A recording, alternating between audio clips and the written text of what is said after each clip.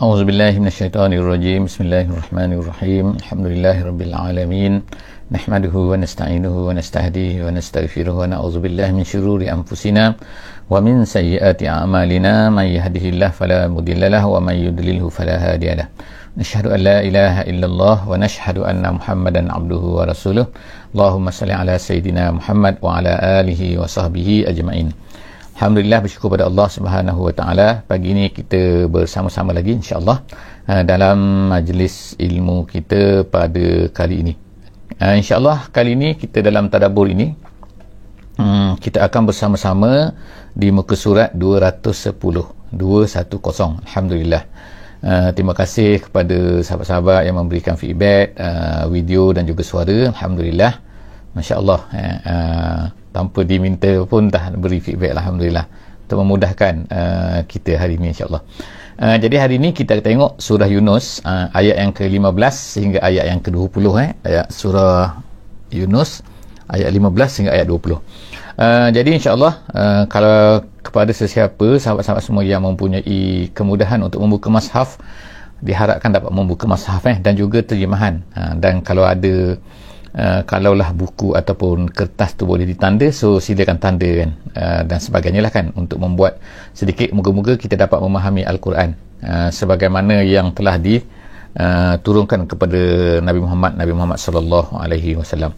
Hari ini saya mulakan insya-Allah dengan kita baca sikit. Saya akan baca sikit daripada ayat yang ke-15 insya-Allah, ayat yang ke-15.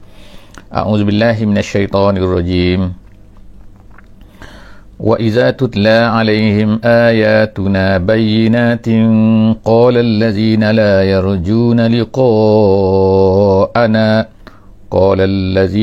يَرْجُونَ لِقَاءَنَا ائْتِ بِقُرْآنٍ غَيْرِ هَذَا أَوْ بَدِّلْهُ قُلْ مَا يَكُونُ لِي أَنْ أُبَدِّلَهُ مِنْ تِلْقَاءِ نَفْسِي إن أتبع إلا ما يوحى إلي إني أخاف إن عصيت ربي عذاب يوم عظيم. صدق الله العظيم. Jadi Alhamdulillah hari ini kita akan baca ayat yang lebih kurang kita kata ialah menceritakan tentang seolah-olahnya seperti perdebatan apa yang telah berlaku. Kita sebutkan sebelum daripada ni bahawa surah Yunus ini adalah turunnya kepada Nabi pada tahun yang ke-10, 11 ataupun 12. Macam tu area tu. Iaitu selepas daripada peristiwa Isra' dan Mi'raj, dan ia kita boleh katakan sebagai penghujung lah. Iaitu sebagai seolah-olahnya kesimpulan apa yang telah Nabi buat dengan orang-orang Quraisy Mekah, musyrikin Mekah yang tak nak beriman. Dari dah 10 tahun dah Nabi berdakwah kepada mereka, mereka tak nak beriman. Jadi Allah Ta'ala ceritakan apakah yang telah berlaku kan. Jadi apa yang disebutkan di sini oleh Allah Subhanahu Wa Taala dalam ayat yang ke-15 insya-Allah, minta maaf, ayat yang ke-15, Allah Subhanahu Wa Taala berkata, wa iza tutla, apabila dibacakan, alaihim ayatuna bayyinatin, apabila Nabi Muhammad sallallahu alaihi wasallam ni membacakan kepada mereka ayatuna ni maknanya Quran, Nabi bacakan Quran kepada mereka, bayyinat, Quran tu zahir, jelas, maknanya zahirat maknanya jelas, tak ada lagi kabur-kabur kan, memang jelas kan Quran tu cerita apa, maknanya tak adalah kalau kadang-kadang kita jumpa orang kan, dia bercakap tu kadang apa yang dia nak cerita sebenarnya ni kan, gitu kan. Tapi ni Quran ni tak macam tu. Quran ni jelas, zahirat, bayyinat, jelas dah. Kemudian apakah orang-orang kafir ni kata kepada Nabi kita? Dia akan berkata, Allah Ta'ala sebut ni kan, jadi apa yang berlaku ni betul-betul, mana Allah Ta'ala dedahkan, Allah Ta'ala akan mengatakan, kemudian Allah Ta'ala ajar kepada Nabi supaya menjawab apakah yang perlu dijawab kepada mereka-mereka ni. Jadi Allah Ta'ala berkata, mereka ni qala allazina la yarjuna liqa'ana, Allah Ta'ala terus menyebutkan bahawa mereka ni memang tak la yarjuna. Orang-orang yang jawab ni, orang yang tolak Nabi ni, ialah orang yang memang tak percaya kepada, tidak mengharapkan, terjemahan la yarjuna liqa'ana, tak berharap kepada jumpa dengan kami. Maksudnya ialah tak percaya kepada kebangkitan semula. Maknanya kalau mati tu matilah, habis nak jumpa siapa lagi, tak gitu. Jadi Allah Subhanahu Taala kata memang mereka ni adalah orang-orang yang memang tak berharap, memang tak yakin kepada akan berjumpa dengan Allah Subhanahu Taala. Apa mereka kata bila Nabi kita sallallahu alaihi wasallam membacakan ayat-ayat Quran ni kepada mereka? Mereka akan kata, "I'ti bi Qur'anin ghairi hadza aw baddilhu." Dua perkara. Dua perkara yang Allah Ta'ala sebut kan. Ini yang kita katakan banyak tempat-tempat lain juga, banyak lagi lah perangai-perangai mereka kan. Jadi Allah Subhanahu Wa Ta'ala telah menyebutkan dari tempat-tempat lain juga kan. Jadi kita tengok di sini ialah dalam ayat ni Allah Ta'ala sebutkan di antara apa yang mereka kata kepada Muhammad. Mereka ni kira setiap hari tu fikirkan macam mana mereka ni nak potong cakap Nabi, macam mana mereka ni nak jatuhkan Nabi, macam mana mereka ni. Jadi itulah saya kerja orang kafir ni kan. Kalau kita tengok jugalah sekarang kan, maknanya orang kafir, orang tak beriman, orang yang musuh kepada Islam, mereka ni kan asyik-asyik fikir, setiap hari fikir macam mana kau nak jatuhkan agama, macam mana nak jatuhkan Islam ni, macam mana nak. Bukannya mereka fikir benda kebaikan untuk manusia. Kalau lah mereka fikir kebaikan untuk manusia, at leastnya lah kita katakan dah okey sikit kan, dah okey sikit, tapi tak kafir lah kan. Tapi ini kafir menentang pula, dan kadang-kadang menggunakan apa yang ada pada mereka tu untuk menentang Islam tu dengan alat-alat yang mereka cipta, kemudian mereka gunakan untuk menentang Islam kita. Jadi kita tengok ke sini kan, apa yang berlaku di zaman Nabi pun macam itulah. Mereka asyik-asyik fikir. Apa yang mereka fikir di sini? Mereka sebut i'ti bi Qur'anin ghairi haza. Muhammad, dia kata, boleh taklah bawa Quran lain. Maknanya apa yang Nabi bawa tu, Quran yang Nabi bawa tu banyak benda lah, seolah-olahnya iaitu yang bercanggah dengan keinginan mereka. Jadi kenapa mereka tak nak terima Islam? Kerana Quran tu mereka kata banyak benda-benda yang menyebutkan tentang berhala mereka, mengatakan mereka ni salah, mereka ni salah. Jadi maknanya mereka ni nak satu benda Quran ni Muhammad bawa Quran yang mengatakan mereka ni betul, ataupun at least ni jangan sebut tentang kesalahan-kesalahan yang mereka lakukan. Jadi itu yang mereka nak. Itu kata ahli tafsir. Ataupun dalam Quran ni sebut dia kata au badilhu. Jadi mereka nak kata badilhu, maknanya gantikan. Muhammad, boleh tak kamu gantikan? Ganti ni maknanya apa? Gantikan tu maksudnya kamu bawa daripada diri, ataupun kamu ubahlah Quran yang diturunkan macam ni kepada kamu oleh Allah Subhanahu Wa Ta'ala, kamu ubahlah sikit. Macam tu dia kata. Waalaikumsalam warahmatullahi wabarakatuh. Jadi maknanya sekarang di sini ialah dua perkara kan, bawa yang lain, mereka yang ni tak sesuai dengan mereka, ataupun yang keduanya mereka kata tolong ganti, boleh tak, ubah boleh tak, kamu yang tu kamu ubah apa yang datang daripada Allah ni, daripada Tuhan kamu ni, kamu ubah sikit, iaitu biar ubah ni supaya apa-apa yang kami tak suka janganlah sebut. Macam tu lah mereka. Jadi Allah Subhanahu Wa Ta'ala sebut ni kul. Allah Ta'ala ajar Nabi Muhammad, tolong beritahu mereka sikit, kul, katakan ma yakunu li an ubaddilahu min tilqa'i nafsi. Katakan aku ni ma yakunu li tak boleh, maknanya ma yakunu li memang aku tak dibenarkan. Ma yakunu li, kalau aku buat ni aku salah, maknanya ma yakunu li in an ubaddilahu, untuk menggantikannya aku tak boleh gantikan dia. Gitu. Min tilqa'i nafsi, maknanya tilqa ni asalnya ialah makna tilqa ni asalnya liqa ni makna jumpa, ataupun satu lagi makna liqa ni ialah maknanya ialah apabila seseorang arah tujuan. Arah tujuan tilqa. Jadi maknanya aku tak boleh ubah, kalau aku nak macam mana pun aku tak boleh ubah. Tu Allah Ta'ala ajar Nabi kita supaya berkata kepada mereka ni, aku tak boleh ubah dia, an ubaddilahu min tilqa'i nafsi, daripada pihak aku, ikut kehendak aku. Gitu maksud dia. In situ maknanya tidak, maknanya in ni maknanya ialah maknanya in attabi'u, tidak adalah aku ini melainkan in attabi'u, mengikut illa ma yuha ilayya, apa yang diwahyukan kepada aku. Maknanya Nabi Muhammad sendiri pun tak boleh ubah. Jadi kalau kita hari ni lagilah tak boleh ubah kan. Kalau Nabi Muhammad pun kata aku pun tak boleh ubah, beritahu kepada. Jadi Allah Ta'ala nak beritahu kepada kita lah, kita pada hari, kalau itu yang diturunkan oleh Allah Subhanahu Wa Ta'ala dalam Quran, kalau itu Allah Ta'ala kata, kita tak boleh ubah. Sebab itu adalah Quran kan. Nabi pun tak boleh ubah, takkanlah kita ni boleh ubah kan. Jadi ketetapan Quran memang macam tu, memang macam tu. Apa kita terima, itulah. Sebab itulah akidah kita. Akidah ni mendasari kita, yang menyebabkan kita ni akan terima bahawa mesti Allah Ta'ala tahu. Allah Ta'ala lebih tahu kenapa perkara ni, kenapa mereka. Walaupun kadang-kadang pemikiran manusia tu kata, ya Allah, kenapa macam tak logik. Tak logik tu cara pemikiran kita yang lemah. Sebab iman kita lemah kan. Sebab kita rasa macam kita lebih tahu daripada Allah.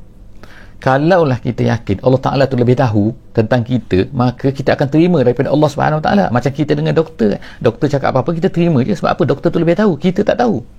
Jadi ini Allah Subhanahu Wa Ta'ala, walillahil mathalul a'la. Kita tak boleh bandinglah Allah ni dengan doktor kan. Tapi nak katanya Allah Ta'ala tu lebih tahu segala-galanya. Kalau itu keyakinan kita, Kalau orang tak percaya kepada doktor tu cerita lain lah kan jadi kalau tak percaya kepada Allah, memanglah dia akan kata macam-macam. Jadi Allah Ta'ala sebut sini, beritahu kepada mereka Muhammad, in attabi'u illa ma yuha ilayya, aku tak akan buat melainkan apa yang diwahyukan kepada aku. Inni akhafu in asaitu rabbi, aku takut kalau aku ni asaitu, mendurhakai. Maksud mendurhakai sini ialah aku buat sendiri daripada pihak aku, buat ayat. Allah Ta'ala tak beritahu kepada aku, Allah Ta'ala tak kata pun kepada aku, Allah Ta'ala tak suruh, tak wahyu kepada aku, tiba-tiba aku nak berkata macam tu. Tak mungkin. Katakan, inni akhafu, aku takut, in asaitu, kalau aku mengubah-ubah ni, azab yaumin azim, azab yang sangat-sangat pedih, iaitu azab yang di hari kiamat nanti. Mungkin atas dunia ni aku selamat, tapi atas di akhirat aku tak mungkin nak selamat. Itu ayat yang ke-15. Kita tengok pula ayat yang ke-16. Ayat yang ke-16. Ayat yang ke-16, Allah SWT kata, Kul, law sya'allahu ma talautuh. Kul, katakan lagi. Ni nombor 2 kan. Tadi katalah nombor 1, jawapan dia. Sekarang ni jawapan nombor 2 ni, Allah Ta'ala ajar kepada Nabi kita, Kul, law sya'allah ma talautuh. Kalau Allah Ta'ala tak kehendaki, nescaya aku tak akan baca. Artinya, sebab Allah Ta'ala menyuruh aku buat, maka aku baca ni kepada kamu ni. Bukan aku pandai-pandai. Kalau Allah Ta'ala tak nak aku baca, aku tak akan baca. Jadi law sya'allah, kul law sya'allah ma talautuhu. Kalaulah kehendak Allah, bukan kerana maknanya kita kata dalam terjemahan kita kata gini kan, mudahnya iaitu kalaulah Allah Ta'ala tak suruh aku buat macam ni, aku tak akan baca kepada kamu, aku tak akan beritahu kepada kamu ni. Ma talautuhu alaikum wala adrakum bihi, dan aku tidak akan memberitahu kepada kamu. Adrakum menyebabkan kamu ni tahu. Dulu kamu tak tahu kan bahawa apa yang kamu buat ni salah. Sekarang aku nak beritahu kepada kamu. Itu adrakun, menyebabkan kamu ni mengetahui. Aku memberitahu kepada kamu bahawa apa yang kamu buat ni gini, ini salah, ini betul, ini salah dan betul. Jadi kalau Allah Ta'ala tak suruh aku tak akan buat benda ni. Itulah yang dia kata, Qul law syaa Allah. Makna semua itu dalam ketetapan Allah Subhanahu Wa Taala. Kan, semua itu atas permintaan Allah Subhanahu Wa Taala. Semua itu atas arahan Allah Subhanahu Wa Taala. Ma talautuhu alaikum wala adrakum bihi faqad labistu fikum umuran min qablihi. Dan aku, Nabi Muhammad ni, disuruh oleh Allah Subhanahu Wa Taala berkata kepada mereka ni, dikatakan aku ni, dikata faqad labistu, sesungguhnya aku ni telah berada fikum, pada kamu, iaitu Nabi ni dah duduk bersama dengan kaum Quraisy tu dah lama dah. Umuran min qablihi, umuran maknanya 40 tahun dah. Umuran maknanya satu tempoh masa, iaitu 40 tahun lah kita kata. Nabi SAW sebelum daripada itu 40 tahun duduk bersama dengan mereka. Adakah ada kecacatan pada Nabi? Adakah benda-benda dia pernah menipu? Adakah seorang semua percaya dia ni amin maknanya tak pernah menipu, maknanya kan tak pernah, tak amanah kan, dia tu paling amanah sekali. Jadi kalaulah aku dulu 40 tahun bersama dengan kamu, aku tak pernah menipu, takkanlah sekarang aku nak menipu. Lepas tu pula bukan mudah kalau aku nak bercakap Al-Quran ni kan. Kamu hentam aku, kamu kata aku ni tukang sihir lah, kamu kata aku ni macam-macam kan, kamu tuduh aku, tapi aku tetap juga nak sampaikan. Sebab apa? Itu permintaan Allah Subhanahu Wa Taala. Jadi kalaulah aku ni nak kesenangan, aku tak sibuk-sibuk nak buat macam ni semua, itulah maknanya kan. Jadi itu pun sebenarnya dah logik dah nak katakan bahawa Nabi Muhammad itu adalah betul. Itu pun dah cukup dah. Jadi kalau kita sekarang, sebab tu secara tidak langsung sebenarnya di sini dalam ulama tafsir dia kata ialah orang-orang yang menyampaikan Islam itu pentingnya untuk bersifat dengan sifat-sifat yang baik. Supaya apa? Supaya umuran min qablihi ni kan, labistu ni Allah Ta'ala sebut ni kan, faqad labistu fikum umuran min qablihi, menunjukkan bahawa sifat yang baik yang ada pada Nabi Muhammad itu telah menjadikan, sepatutnya menjadi bukti bahawa Nabi ni tak menipu. Maka begitulah jugalah para da'i pada hari ini. Kita naklah tunjukkan sifat yang baik kan kepada manusia ni. Sebab apa? Takut nanti orang tak percaya kepada Islam ni kerana kita. Bukan orang tak percaya kepada Islam tu kerana Islam tu, tapi kerana kita, kerana sifat kita dan sebagainya. Jadi insya-Allah kita boleh baiki diri kita insya-Allah kan, dengan apa yang terbaik kan, semampu kita insya-Allah kan. Kemudian seterusnya Allah Ta'ala kata afala ta'qilun. Afala ta'qilun, kamu ni tak boleh berfikir ke? Tak boleh berakal ke? Ta'qilun, kamu tak fikir ke benda ni? Iaitu apakah aku ni tak menipu sebelum daripada ni dan sebagainya. Kemudian Allah SWT kata dalam ayat yang ke-17, Allah Ta'ala kata faman azlam mimman iftara 'ala Allahi kaziban aw kazzaba bi ayatihi. Allah Ta'ala, siapakah yang paling zalim? Kita dalam bahasa Melayunya kalau kita kata zalim ni ialah zalim lah kan, orang zalim ni ialah orang yang menganiaya orang yang buat macam ni kepada orang kan dan sebagainya, itu kita kata orang zalim. Tapi Allah Subhanahu Wa Taala sebut sini sekarang ni, daripada orang yang banyak zalim, siapa yang paling zalim lagi? Allah Taala sekarang ajar kepada kita satu measure yang lain, satu nilai yang lain, satu ketetapan yang berbeza dari apa kemungkinan yang manusia ni faham. Sebab biasanya orang kata orang zalim, even orang Quraisy pun, orang zalim ialah orang menzalimi orang. Orang zalim ialah menzalimi orang kan. Masa Nabi SAW, Nabi muda-muda dulu pun kan, iaitu Nabi pernah menghadiri yang dinamakan sebagai Halful Fudul. Halful Fudul ni ialah satu benda perjanjian yang dibuat oleh orang-orang Quraisy yang nakkan keadilan. Jadi mereka telah sama-sama membantu seorang yang telah dianiaya di Mekah tu, daripada orang tu luar Mekah kan, tapi mereka sama-sama membuat janji bahawa tidak akan ada kezaliman yang boleh berlaku di Mekah ni, kita akan sama-sama tolong dia. Maknanya kezaliman keadilan itu telah ramai ditegakkan oleh ramai orang. Tetapi keadilan kita katakan, bagaimana kita kata definisi adil dan juga zalim? Adil lawan dia zalim. Bagaimana kita nak kata satu benda tu adil, satu benda tu zalim? Jadi Allah Subhanahu Wa Taala ajar kita sini, yang paling zalim, paling zalim sekali ialah siapa? Iaitu faman azlamu mimman iftara 'ala Allahi kaziba. Itu nombor satu. Siapakah yang lebih zalim? Siapa sini bukan pertanyaan, nama dia istifham, tapi sebenarnya adalah merupakan ingkari, maknanya menolak maknanya.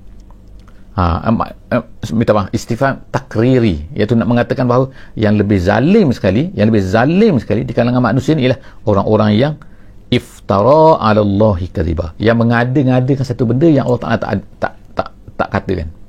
Maknanya Allah Taala tak kata macam ni, tapi dia kata Allah Taala mengatakan macam ni. Itu. Jadi ini nak kaitkan dengan apa yang kita sebutkan tentang Nabi Muhammad SAW. Sebab itulah Allah Taala larang Nabi kan mengada-ngadakan satu benda. Jangan badil ke ataupun mengada-ngadakan Allah ataupun ubah ke. Islam tak boleh diubah. Kita tak boleh kata Allah macam ni kan. Kalau dah macam tu. Jadi Allah, itulah orang yang paling zalim sekali. Yang keduanya, orang paling zalim inilah kazzaba bi ayati, mendustai ayat. Jadi kita tengok kan, mendustai ayat ni menolak ayat-ayat Quran lah, menolak apa-apa isi Islam. Jadi kita tengok di sini bagaimana definisi yang diberikan oleh Allah Subhanahu Wa Taala berbeza dengan apa yang definisi yang difahami oleh kebanyakan daripada manusia biasa. Jadi kezaliman kita faham ialah menganiaya orang. Ini bukan menganiaya orang, menolak ayat Allah. Menolak ayat Allah tu sebenarnya itulah paling bapak sekali, kezaliman yang paling besar sekali kita katakan yang dilakukan oleh manusia. Jadi kalau kita nak kata zalim itu maknanya betul, orang menzalimi orang, menganiaya orang tu memang betul, dia telah zalim. Tapi ini yang paling zalim besar lagi, ramai orang tak menganiaya orang, tapi dia telah mendustai ayat Quran, menolak ayat Quran, menolak hadis, menolak apa-apa ketetapan dalam Islam yang jelas. Jadi mereka tolak, itu sebenarnya adalah kezaliman yang paling besar sekali. Kemudian Allah kata faman azlam, kemudian Allah Taala sebut innahu la yuflihul mujrimun, sesungguhnya tak akan berjaya orang-orang mujrim. Mujrim ni dalam penafsiran kata musyrikun, orang-orang yang syirik tak akan berjaya. Walaupun kita nampak dia berjaya sekejap, kita tengok kan di Mekah 10 tahun nampak macam dia berjaya, kemudian berlalulah 3 tahun Nabi SAW kemudian hijrah, kemudian bila hijrah lepas tu mereka semua dibunuh dan sebagainya kan. Jadi tengok kan, kita tengok, maknanya tak akan berjaya. Pada akhirnya dalam pusingan-pusingan, kita kata pusingan permainan, pusingan apa kan, kehidupan ni, akhirnya orang-orang yang tak beriman tak akan berjaya, orang mujrim tak akan berjaya, orang musyrik tak akan berjaya. Allah Ta'ala dah bagi jaminan kepada kita, yang berjaya ialah Islam. Cuma masanya mungkin belum sampai masanya, mungkin pusingan belum sampai pusingan lagi kan, mungkin baru pusingan pertama, tak apa-apa pusingan 15 lagi kan. Okey, kita tengok seterusnya. Allah Subhanahu Wa Taala kata wa ya'buduna min dunillah ma la yadurruhum wa la yanfa'uhum. Allah Ta'ala sebutkan sifat-sifat selepas daripada itu, iaitu orang-orang yang musyrik ni. Orang musyrik ni, mereka ni ya'buduna min dunillah, mereka ni menyembah, mengabdikan diri, mengikut selain daripada Allah. Wa ya'buduna min dunillah ma la yadurruhum. Allah Ta'ala sebutkan sifat benda-benda yang kenapa yang mereka ikut sangat benda tu, sedangkan Allah Ta'ala kata ma la yadurruhum wa la yanfa'uhum, satu benda yang tidak memberi mudarat kepada mereka dan tak memberi manfaat kepada mereka. Maknanya kalau mereka tak sembah benda tu pun tak ada mudarat apa pun mereka, dan kalau mereka sembah pun bukan dapat apa pun mereka, menghabiskan masa, menghabiskan duit. Jadi la yadurruhum wa la yanfa'uhum, Allah kata selain daripada Allah ni. Jadi kalau maknanya mereka tak berkuasa, tak ada kuasa apa-apa pun, jadi tiba-tiba mereka sembah benda tu. Wa yaquluna, dan mereka tu berkata haula isyfa'una indallah, mereka kata benda ni memberi syafaat kepada mereka di sisi Allah. Mana ada berhala tu nak beri syafaat kepada mereka? Nak tolong mereka di dunia pun tak boleh. Macam mana nak tolong, nak berjumpa dengan Allah, nak beritahu kepada Allah kan? Mereka tu adalah, sebab tu Allah Ta'ala kata dalam Quran kan, banyak ayat lain kan, mereka semua tu akan dicampakkan semua ke dalam neraka bersama-sama dengan orang yang sembah dia tu. Jadi macam mana nak kata syafaat? Jadi mereka kata syafaat una indallah. Kul, katakan Muhammad, beritahu sikit pada mereka ni, atunabbi'una Allah bima la ya'lamu fis samawati wala fil ardi. Soalan kan. Jadi maksud dia sini ialah, tolong beritahu sikit Muhammad, kamu ni nak ajak Allah ke? Atu'allimuna Allah gitu. Minta maaf. Atunabbi'una Allah. Jadi atunabbi'una tu atu'allimuna. Gitu makna. Iaitu kamu ni nak ajak Allah pula, nak beritahu kepada Allah pula. Bima la ya'lam. Dengan satu benda yang kamu rasa Allah Ta'ala tak tahu. Di dunia dan di akhirat. Di dunia dan di di atas bumi dan di atas langit. Kamu rasa berhala ni tahu ke? Kamu rasa kamu lebih tahu daripada Allah? Kamu pula nak ajak Allah pula. Itu maknanya Allah Ta'ala nak katakan, cuba fikir sikit kan, mereka ni baru hidup baru ni kan, baru muncul ni, baru 10 tahun, 20 tahun, 50 tahun, 40 tahun, 70 tahun, 80 tahun. Lepas tu mereka pun mati kan. Mereka sebelum ni mana ada. Tapi mereka tiba-tiba nak ajak Allah. Kan pelik benda ni kan. Jadi ini Allah suruh kita ni berfikir kan. Mereka ni nak mengajar, kul atunabbi'una Allah bima la ya'lamu fis samawati wala fil ardi. Soalan. Subhanah. Allah Ta'ala jawab, subhanah, maha suci Allah. Maknanya tak betul sangat-sangat apa yang mereka buat ni. Apa yang mereka kata ni sangat-sangat tak betul. Subhanah, maha suci Allah. Wa ta'ala amma yushrikun. Dan maha tinggi Allah itu daripada apa yang mereka syirikkan tu. Apa yang mereka kata tu semua bohong. Apa yang mereka kata tu semua adalah penipu. Apa yang mereka kata tu dakwan-dakwan yang tak betul. Seterusnya, wa ma kana. Seterusnya ialah Allah SWT kata, wa ma kana an-nas illa ummatan wahidah. Jadi ayat yang ke-19 sekarang ni adalah dikatakan oleh setengah ulama turun apabila kadang-kadang ada di kalangan orang mukmin ni, orang yang beriman ni, berfikir, kadang-kadang berangan, kadang-kadang kan berfikir kan, bestnya kalaulah dunia ini semua tu manusia ni satu je, manusia beriman semua, Masya Allah kan. Mungkin ada orang berfikir macam tu kan, kalau beriman semua.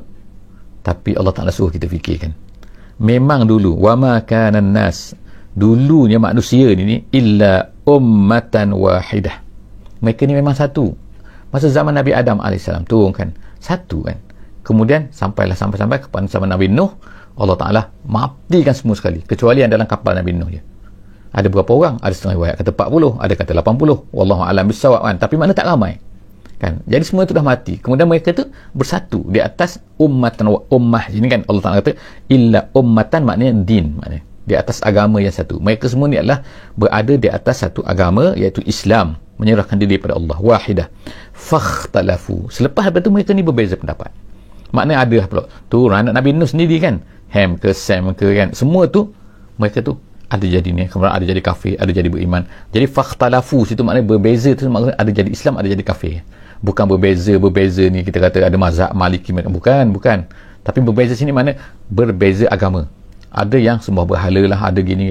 Timbullah kaum Adnya, kaum Samudnya, Firaunnya. Semua tu asalnya adalah keturunan daripada Nabi Nuh. Ada anak Nabi Nuh ataupun pengikut-pengikut yang bersama dalam kapal dengan Nabi Nuh. Tapi mereka tu ikhtalafu. Allah Ta'ala kata mereka ni berbeza. Kemudian walaula kalimatun sabaqat min rabbik laqudiya bainahum. Allah Ta'ala kata kalaulah tidak kerana ketetapan Allah Ta'ala, sabaqat terdahulu. Apa maksud maknanya ketetapan Allah tu? Iaitu Allah Ta'ala dah tetapkan dah bahawa manusia ini tidak akan dihancurkan habis-habisan sehinggalah hari kiamat nanti akan diazabkan. Maknanya kalaulah tidak kerana ketetapan Allah macam tu, Allah Ta'ala dah tetap dah bahawa manusia ni selepas daripada Nabi Muhammad, mereka ini walaupun berbeza bagaimanapun, walaupun mereka kufur macam mana pun, mereka ini tidak akan dihancurkan oleh Allah Subhanahu Wa Ta'ala. Kalau ada sikit-sikit saja, Allah Ta'ala tak hancurkan semua kan. Taklah sebagaimana yang sebelum daripada ini. Jadi Allah Ta'ala telah memelihara. Sebab apa? Bukan Allah Ta'ala tak nak mengazabkan mereka, Allah Ta'ala nak azabkan mereka. Itu yang dikatakan kalimatun sabaqat tu. Jadi kata walaula kalimatun sabaqat min rabbik laqudiya bainahum. Nescaya qudiya akan dihancurkan, akan diazabkan mereka ni habis-habisan atas dunia ni terus kan. Tapi kita tengok sekarang kan, musuh-musuh Islam, orang yang tak suka kepada Islam kan, mereka macam tetap hidup macam senang lenang kan, tak ada masalah. Mereka boleh menindas orang Islam, mereka buat macam ni orang Islam kan, macam tak ada masalah Kenapa tak ada masalah? Allah Ta'ala sebut ni, walaula kalimatun sabaqat min rabbik laqudiya bainahum fima fihi yakhtalifun. Pada mereka yang berbeza tu, maknanya perbezaan mereka tu, ada kafir ada Islam tu, kenapa Allah tak hancurkan orang kafir? Allah Ta'ala kata kerana ketetapan yang Allah Ta'ala tetapkan, iaitu Allah Ta'ala akan mengazab mereka di hari akhirat. Sebab kalau Allah Ta'ala buat jahat je, Allah Ta'ala azab, buat jahat saja Allah Ta'ala azab. Nescaya orang yang tak beriman menjadi beriman nanti. Jadi Allah Ta'ala nak uji manusia ni, nak tengok manusia siapa yang nak beriman. Apabila dibawa oleh pendakwah, dibawa oleh Nabi Muhammad SAW, dibawa oleh para sahabat, dibawa Islam, dibawa oleh mereka-mereka ni, adakah mereka nak beriman, tak nak beriman? Ada beriman, ada tak beriman. Itu yang kita kata ikhtalafu, mereka ni berbeza kan. Tapi Allah Ta'ala tak hukum mereka di atas dunia ini. Ada setengah-setengah tu kena hukuman, tetapi tidak semuanya. Jadi Allah Ta'ala kata laqudiya bainahum fima fihi yakhtalifun. Kemudian seterusnya ialah ayat yang ke-20. Kita tengok ayat yang ke-20. Wa yaqulun, mereka berkata, wa yaquluna laula unzila alaihi ayah min rabbih. Mereka kata lagi, ni Allah Ta'ala sebutkan. Apa kata mereka? Allah Ta'ala dedahkan, nak menunjukkan Allah Ta'ala tahu semua apa yang berlaku. Allah Ta'ala tahu apa yang sedang berlaku di antara Nabi Muhammad dan juga orang-orang Quraisy, orang kafir Quraisy musyrik ni. Mereka ni berkata, wa yaqulu, ahli Mekah ni berkata, laula unzila alaihi ayah min rabbik. Kenapa tidak tidak turun kepadanya, kepada Muhammad itu, alaihi, kepada Muhammad, ayah. Ayah ni tanda. Tanda apa? Iaitu tanda kenabian, tanda mukjizat. Mukjizat mereka nak ni apa? Mereka nak kalau boleh macam Nabi Musa tu datang ada tongkatnya, kalau boleh mereka ni nak tangan tu jadi putih, kalau nak mereka ni keluarlah unta daripada celah-celah batu, sebagaimana Nabi Saleh. Jadi mereka minta kepada Muhammad.